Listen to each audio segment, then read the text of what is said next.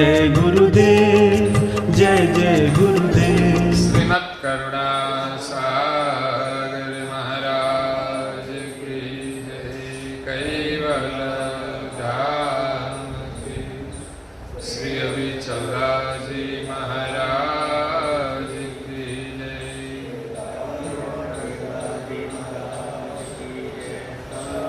सत्य सारे सत्य सारे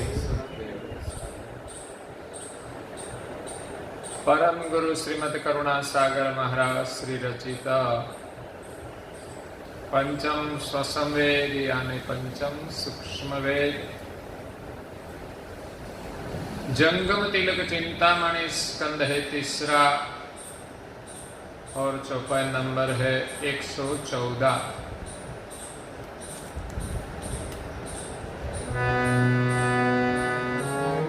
कृतव के आप कृत ही इष्ट थापा, कर्तव के जप कृतव एक छापा, कैवल पद सद चिद पर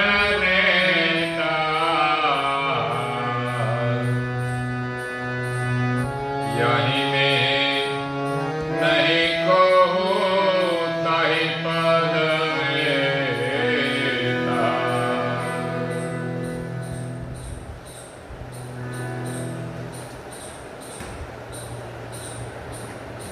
प्राय भक्तजनों,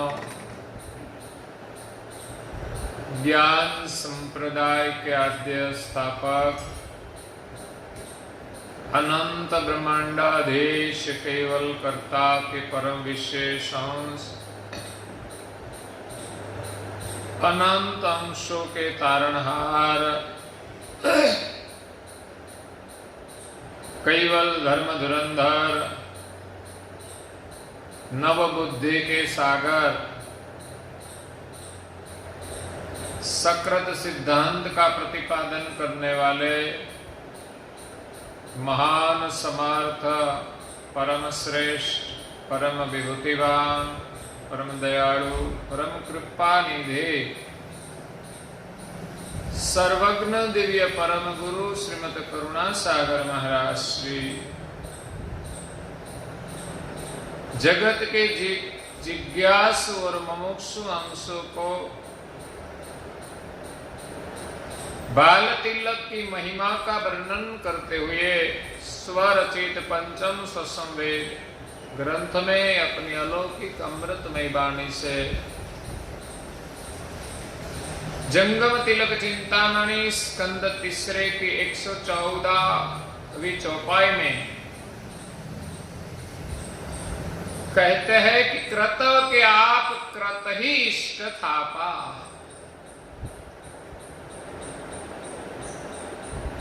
संसार में कृत की जो रचना है, सर्जनहार की जो रचना है, इस कृत में कृत के ही इष्ट की स्थापना की है। सर्जनहार ने विभिन्न विभूतिवान देवों की उत्पत्ति की है। तो संसार में सब लोग कृत स्वरूप है और उनके भगवान भी कृत के ही है।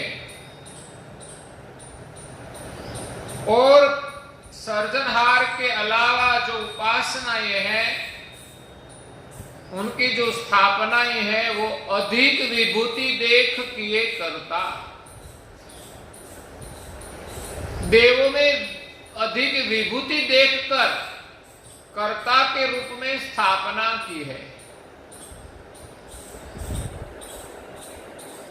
इन उपासक जो देव हैं, उनके सबके शरीर, उनके स्वरूप कृत के हैं। उस कृतवी शरीर की स्थापना करके कृत के जीव ने कृत की ही उपासना करते हैं। निज चैतन्य नहीं प्रसव परीरा, लेकिन निज चैतन्य अंश का प्रसव कहां से हुआ है वो समझ में आया नहीं। जो शरीर की उत्पत्ति है, शरीर जो है उनकी स्थापना और शरीर की पूजा, लेकिन इन सबके शरीर में रहने वाला चैतन्य अंश कहां से आया है वो किसी को पता नहीं है। इसीलिए परम गुरु जी कहते हैं कि संसार में सभी जीवों ने कृत के इष्ट की स्थापना की है। सगुण जो देव देवी की उपासना है वो कृत की उपासना है, कर्ता की उपासना नहीं है। वो कैसे स्थापना की, उनके लिए दिव्य परम गुरु जी एक दृष्टांत देते हैं कि हमारे यहां गौ पालन, जो गौ की रक्षा करते हैं, गौ को चराते हैं, वो अपनी गौआ को लेकर चराने के लिए वैरान में जाते हैं। ऐसे कहीं अपनी अपनी गौआओं लेकर सब जाते हैं। उसको चराने वाला गोवाल कहते हैं, गौ पालन। अपनी अपनी गायों तो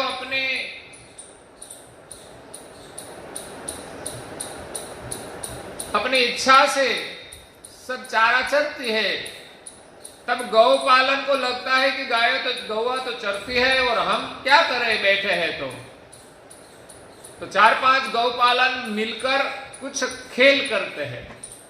कैसा खेल, शायद आपने भी देखा होगा कि गौ पालन में एक राजा बनता है, इसमें से एक पुलिस वाला बनता है, एक प्रधान बनता है, कोई चोर भी बनते हैं, एक पुलिस वाला बनते हैं और चोर को चोरी करते हैं तो राजा वजीर जी फरियाद राजा को करते हैं और राजा पुलिस वाले को आदेश देते हैं।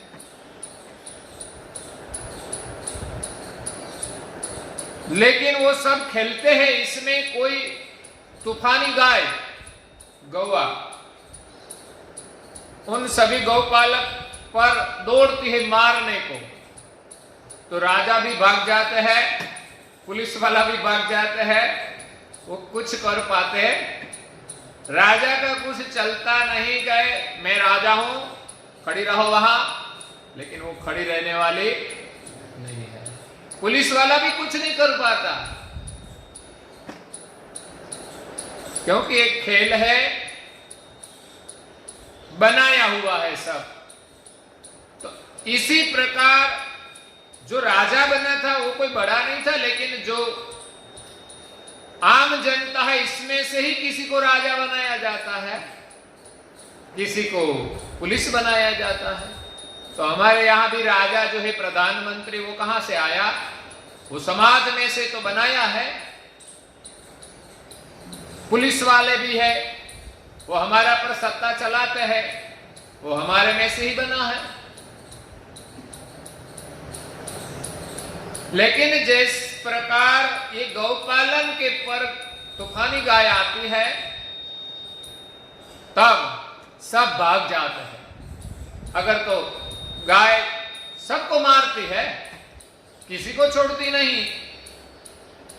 इसी प्रकार संसार में सब जो राजा बने हैं, जो इष्ट की स्थापना की, वो संसार के ही कृत की रचना में, सर्जनहार में जो बनाए हैं, इसमें से ही किसी को स्थापना की।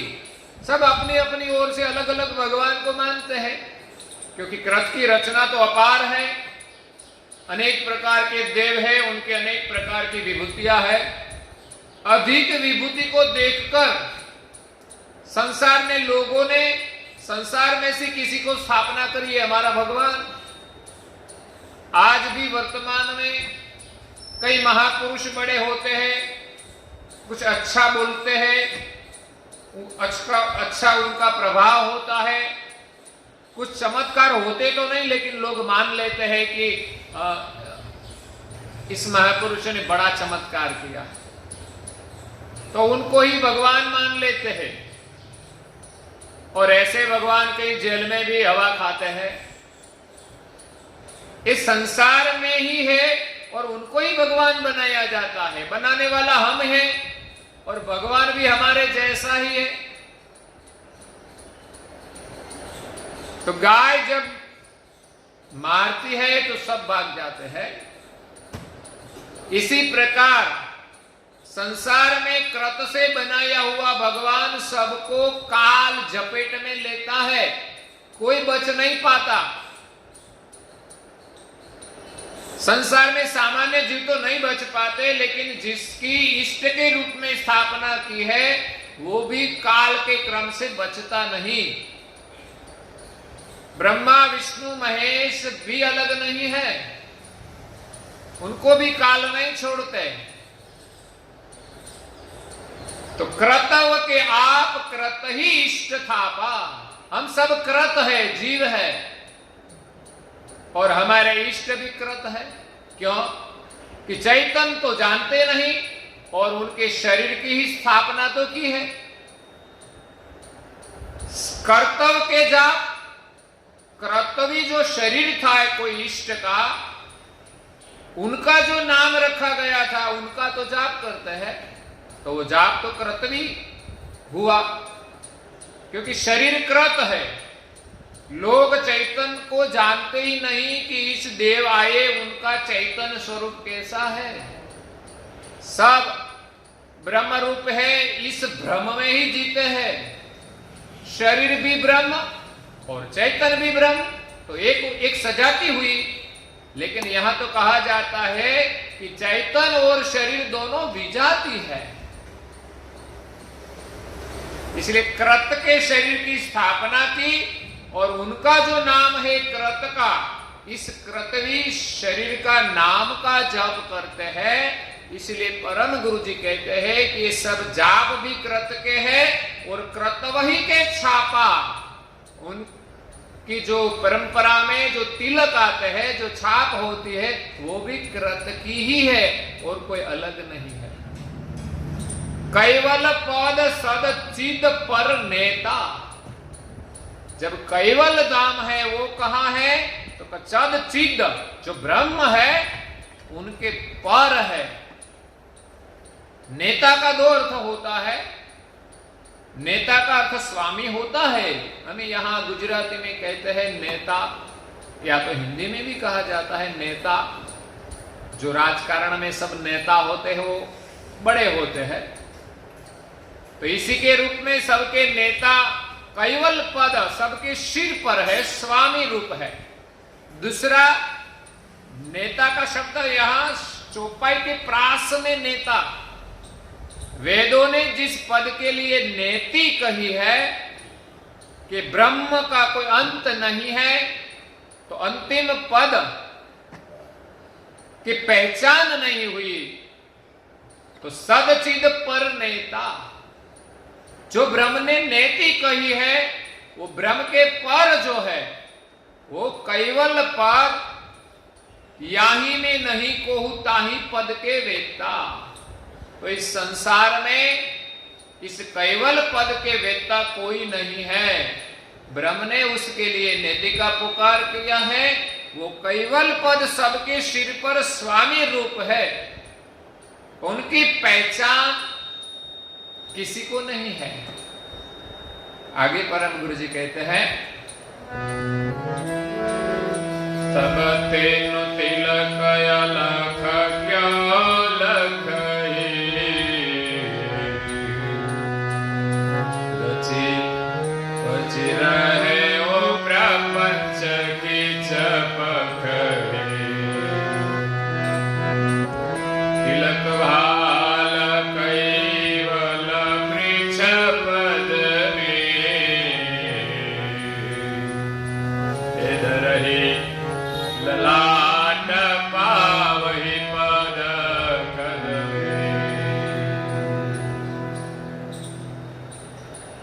तब तीनों तिलक अलख क्यों लखही? संसार के सभी के तिलक कृत के हैं, इसलिए कृत भी तिलक से अलख की पहचान नहीं होती। रची पची रहे प्रपंच कीच पखही। संसार के सभी जीव धर्म मार्ग में, इस कृतवी पंथ में, प्रपंच में, प्रपंच के कीचड़ में रचे पचे रहते हैं। परम गुरु जी उनको कीचड़ कहते हैं।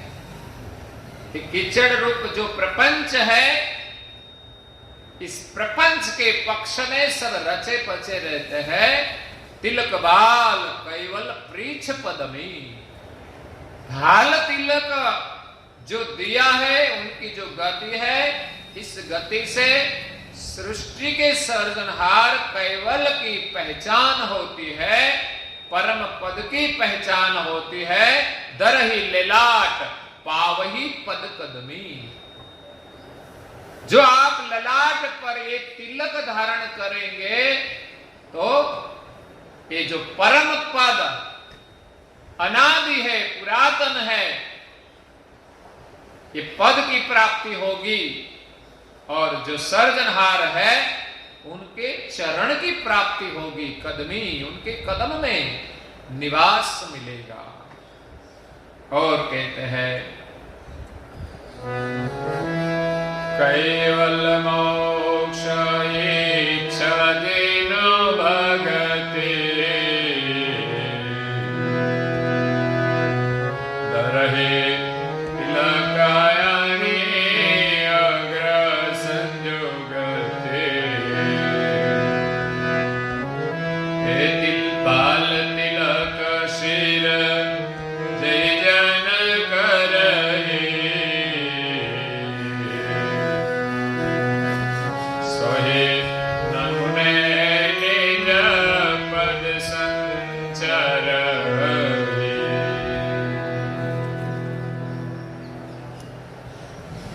कैवल मोक्ष इच्छ जिनो भक्ति। जिनको कैवल मोक्ष की इच्छा है, उनको दरहि तिलक अणिअग्र संजुगति। उनको अणिअग्र गति का, अणिअग्र आकार का तिलक ललाट में धारण करना चाहिए। और उनकी भक्ति है, केवल मोक्ष पाने की ये भक्ति है कि ललाट में तिलक करना चाहिए। इस गांव में कितने परम गुरु के भक्त हैं? उनकी पहचान, परम गुरु की भक्ति करनी है, केवल मोक्ष की प्राप्ति करनी है, तो ललाट में तिलक धारण करना चाहिए। लेकिन हमें तो शर्म आती है। पान मसाला खाने में शर्म आती नहीं, और तिलक करने में लोग शर्माते हैं। आशीर्वाद की प्राप्ति तो भाल तिलक से होगी, नहीं के अनित्य कर्म से। झूठ बोलने में शर्म नहीं है, झूठ करने में शर्म नहीं है, लेकिन जो सत्य कर्म है, आशीर्वाद है और परम गुरु जी की आज्ञा है, उसमें हमारा विश्वास नहीं है, वो करने में हमें संकोच होता है, शर्म आती है। आजकल की हमारी युवा पीढ़ी कैसे कैसे बाल कटवाती है, 1 साइड 2 साइड, ऐसे वैसे। इसमें शर्म नहीं आती, लेकिन तिलक करना है तो क्या दिक्कत है? शर्म के अलावा कुछ नहीं। वो तो अच्छा आचरण है कि हम कभी गलत रास्ते पे न जाए। ललाट में तिलक होगा तो गलत रास्ते पर नहीं जाएगा, संकोच होगा। लोग कहते हैं तिलक धारण करने के बाद हम ऐसे वैसे बोल नहीं सकते, तो क्या दिक्कत है? अच्छा है ना। तिलक धारण करके हम झूठ नहीं कर सकते, झूठ नहीं बोल सकते कि आप तो भगत है और ये झूठ बोलते हैं। तो इसीलिए तो तिलक करना है। झूठ बोलना अच्छा नहीं है, झूठ का परिणाम झूठ ही आता है। तो बाल तिलक हमें बचाता है। कैवल मोक्ष इच्छ जिन भक्ति, कैवल मोक्ष पाने की जिनकी भक्ति होगी वो अवश्य ही अपने ललाट पर भाल तिलक जो अणियग्र गति का है वो धारण करेगा। भाल तिलक शीर जेहि जन करही, और जो भाल तिलक करेगा शीर पर ललाट में सोही नमूने निज पद संचरही। इस नमूने से एड्रेस है। जो देश हम जानते नहीं, भूल गए हैं, वहां जाने के लिए हमारे साथ भी कोई नहीं है, तो क्या करना चाहिए कि वहां का हम एड्रेस ले लेना चाहिए, उनका पता ले लेना चाहिए। भाल तिलक वो निज पद का पता है। अगर तो हमें वो गति प्रदान करता है, इस नमूने से हम निज पद में प्रवेश कर सकते हैं।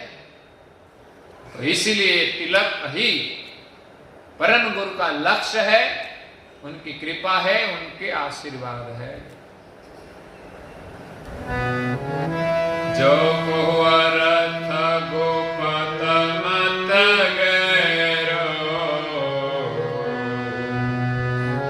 लहतन मर मरोठ बोध करत सुरत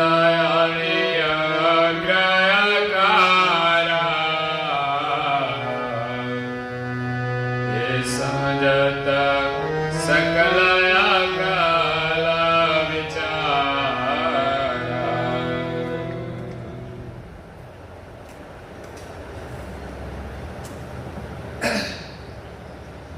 जो को अर्थ गुपत मत गहरो, लहतन मर मरुठ बुद्ध वेरू। ये भाल तिलक की गति का जो अर्थ है वो गुप्त है, वो मत गहन है, वो नहीं समझ पाते। लहतन मर्म रुठ बुद्ध वैरू, जिनकी बुद्धि कुंठित हो गई है उनकी समझ में नहीं आएगा। जिनकी बुद्धि वेरू मतलब वेरी, वेरी मतलब दुश्मन या तो शत्रु बुद्धि बन गई है। गुरु महिमा में पूज्य श्री नारायण दास जी महाराज श्री इस शब्द का प्रयोग करते हैं। काम क्रोध लोभ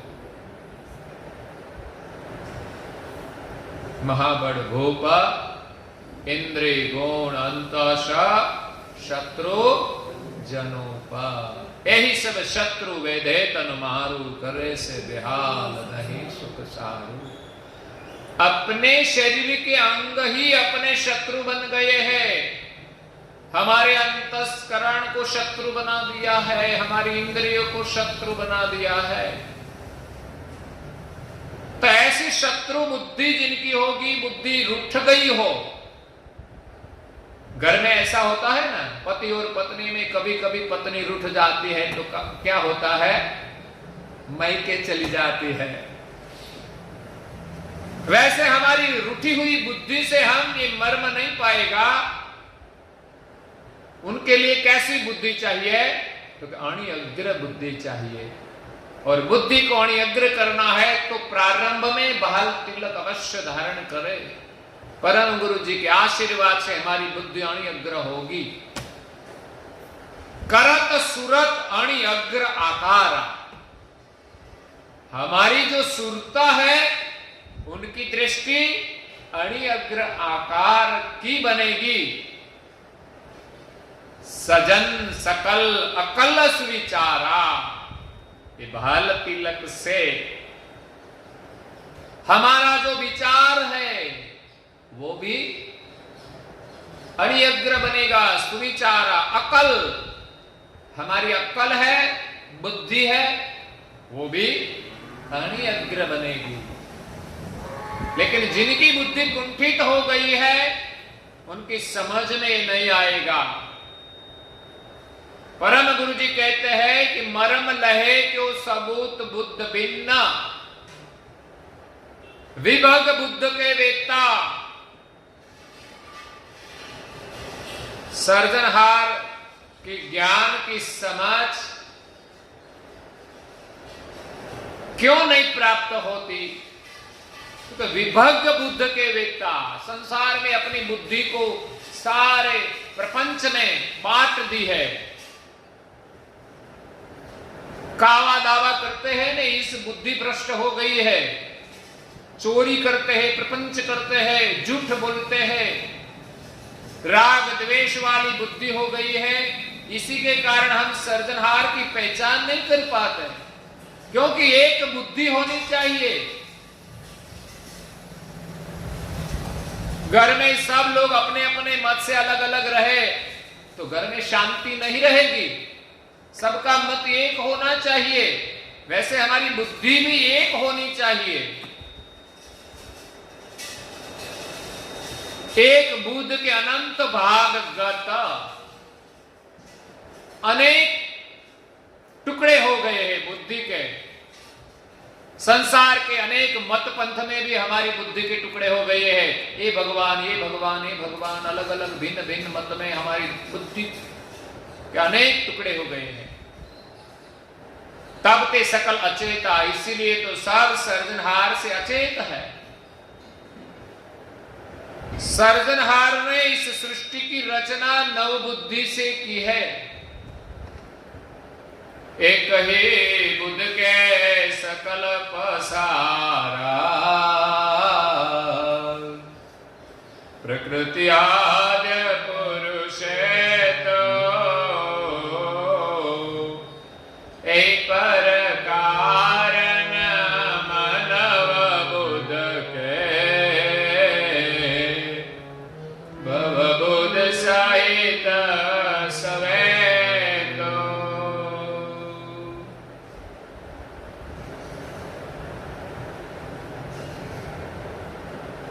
परम गुरु जी विश्व ब्रह्म विध्वंस निधि ग्रंथ में कहते हैं, एक ही बुद्ध के सकल पसारा।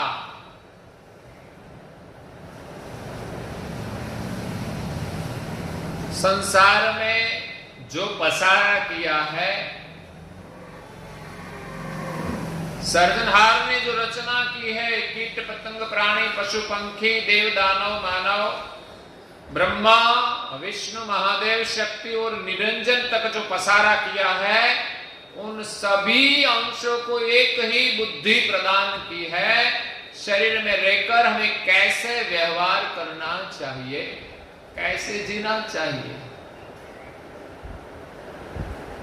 अच्छे व्यवहार के लिए एक बुद्धि दी है, लेकिन वो सलामत रही नहीं है। इसलिए हम सर्जनहार की पहचान नहीं कर सकते।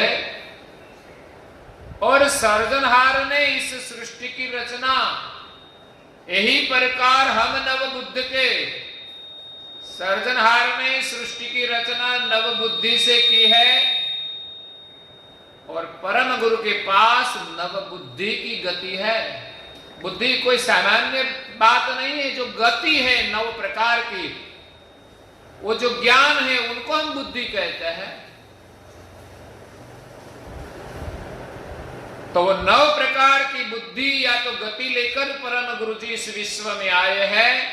वो सृष्टि की रचना को जानते हैं, सर्जनहार को जानते हैं। सर्जनहार ने नव बुद्धि से जो रचना की है, इसमें पहली बुद्धि से सर्जनहार ने संपूर्ण स्थावर जाति की रचना की। तो स्थावर का ज्ञान सभी को नहीं होता,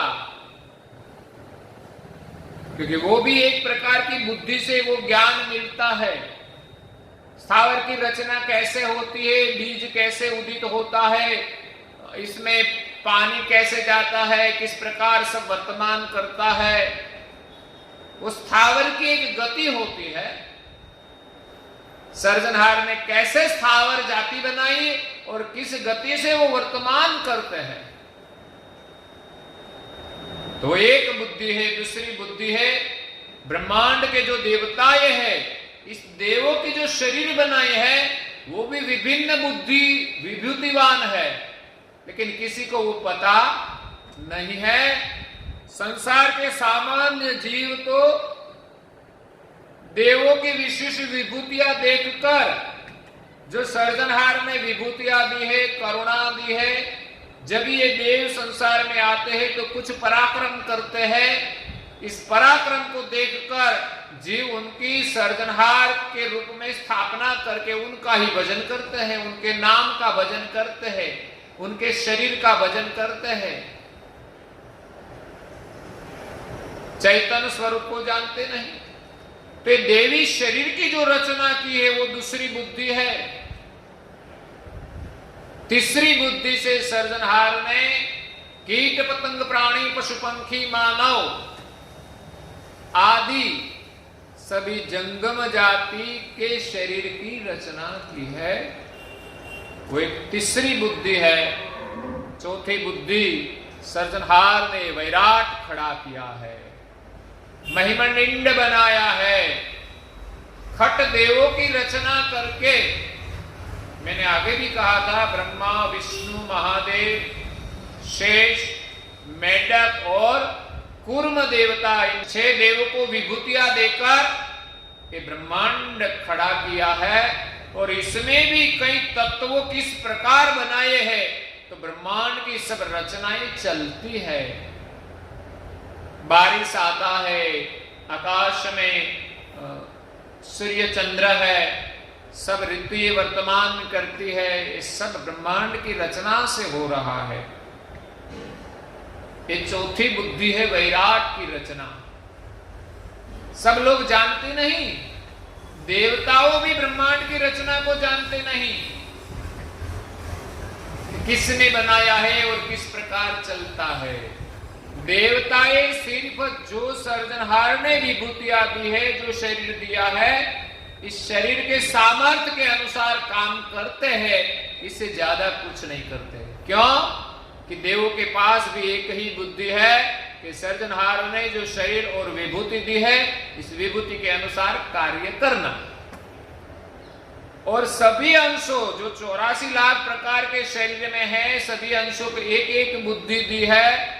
इन सभी अंश अपनी बुद्धि के अनुसार जो शरीर में प्रवेश करता है, इस शरीर के अनुरूप ही वर्तमान करता है, ज्यादा कुछ पता नहीं चलता। पांचवी बुद्धि है, बहुत अद्भुत है, जिसने जिस गति से इस सृष्टि के सर्जनहार कौन है और सृष्टि की जो रचना है, उन सभी का वर्णन आ जाता है। सारी सृष्टि में जो क्रिया वर्तमान होती है, मानव को लेकर देव तक, इस क्रिया और कर्म कैसे होता है और सभी कर्मों को सर्जनहार कैसे जानते हैं, जिनका वर्णन परम गुरु जी ने सकृत परम प्रकाश मणि भाष्य ग्रंथ में किया है। कि संसार में जितने भी अंश है, सामान्य और विशेष गति के देव, कीट पतंग प्राणी पशु पंखी स्थावर जंगम, देव दानव मानव, ब्रह्मा विष्णु महेश शक्ति और निरंजन तक सामान्य विशेष सभी अंशों की वृत्ति की एकता, सर्जनहार के जो प्रकाश है, जो प्रकाश ब्रह्म वृत्ति है, जिस ब्रह्म में सर्जनहार की सजान जान व्यापक है, इस ब्रह्म वृत्ति के साथ सभी की एकता है वृत्तियों की। नहीं तो कोई अंश कुछ काम कर सकते नहीं। और प्रकाश ब्रह्म वृत्ति का संबंध सर्जनहार की बाह्य दृष्टि से है, बाज चक्षु से है। यही बाज चक्षु से प्रकाश ब्रह्म वृत्ति के माध्यम से सर्जनहार सभी के कर्म को देखते हैं और सभी को कर्म का फल भी मिलता है। तो पांचवी बुद्धि को कोई जानते नहीं, और इस शरीर में रहने वाला जो अंश है वो अंश के साथ किस प्रकार एकता होती है वो ये पांचवी बुद्धि से पता चलता है। छठी बुद्धि है गर्भ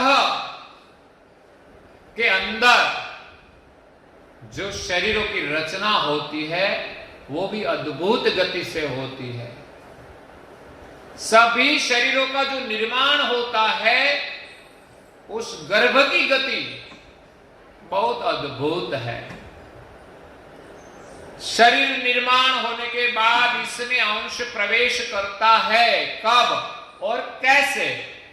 आज तक तो लोग ऐसा मानते हैं कि 6 में मनुष्य की जाति में 7 माह होता है तब जीव आता है, कोई कहते 8 माह के बाद जीव आता है, लेकिन किसी को पता नहीं कि जीव कब और कैसे आता है। परम गुरु जी ने उसका वर्णन किया है। वो गति वो छठी बुद्धि है कि जन्म के बाद अंश इसमें प्रवेश करता है और मृत्यु से पहले वो शरीर को छोड़कर चला जाता है। लेकिन कहां जाता है वो किसी को पता नहीं है, देव भी नहीं जानते। और 7वीं बुद्धि है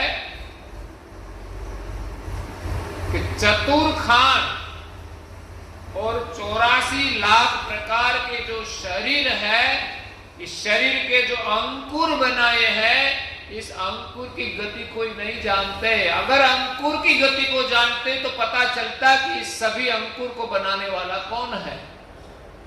सब लोग तो ऐसे ही कहते हैं कि ब्रह्म से अपने आप ये सब उत्पन्न हुआ है। इसलिए जो 4 खान के जो अंकुर है उनकी जो गति है वो एक बुद्धि है। और 8वीं बुद्धि सर्जनहार ने कैसे विश्व बनाया है और कैसे पूरे विश्व को अपने में समा लेता है, और अंत में सर्जनहार अकेले ही रहते हैं। इस गति को जानने की बुद्धि वो 8वीं बुद्धि है। और 9वीं बुद्धि से परम विशेष अंश परम गुरु ने यहां आकर 8 बुद्धि को प्रकाश करने के लिए वो प्राकृत भाषा में ज्ञान देकर सभी को सर्जनहार की पहचान कराई है। वो 9वीं बुद्धि है। तो ये बाल तिलक जो धारण करते हैं उनको यही समझ प्राप्त होती है। समझत सकल अकल सुविचारा, ये अकल सुविचार से बाल तिलक गति से हमें समझ प्राप्त होती है और हमारी सुरता भी अन्यग्र बनती है। तो इसी प्रकार दिव्य परम गुरु जी यहाँ बाल तिलक का वर्णन करते हैं आगे। तो आगे का वर्णन हम कल सुनेंगे और आज के प्रवचन को यहाँ विराम देते हैं। श्रीमद् करुणा सागर महाराज की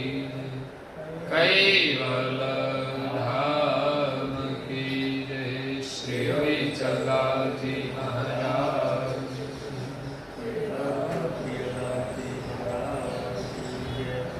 सात केवल सारे सब केवल सारे सब